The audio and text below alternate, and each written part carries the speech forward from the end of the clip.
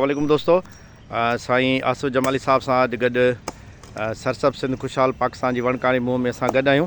साईं आसिफ साहब पंहिंजी अमर जे रूह जे इसाले सवाब जे लाइ ऐं उनखे सवाबु पहुचाइण जे लाइ जेको आहे हदियो असांखे ॾिनो आहे, जेको तूत जो वणु आहे।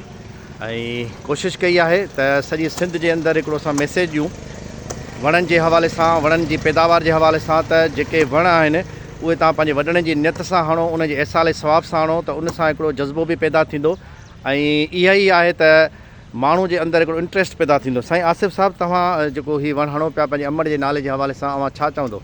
सर, ही साले सवाबु आहे। ही जेसीं ताईं फ्रूट ॾींदो रहंदो, इन मां जेतिरा माण्हू खाईंदा रहंदा, उनजो सवाबु असांजे वालिदीन खे मिलंदो रहंदो।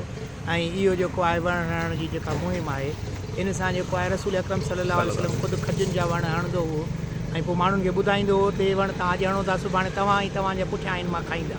तंहिंजे करे इहो तरीक़ेकार फ़िक़ह में बि आहे ऐं उलमा चवंदा आहिनि त अहिड़ो अमल जंहिं सां जेको आहे पुठियरनि खे फ़ाइदो पए, उहो ई साले सवाब में शुमारु थिए थो। महिरबानी सर।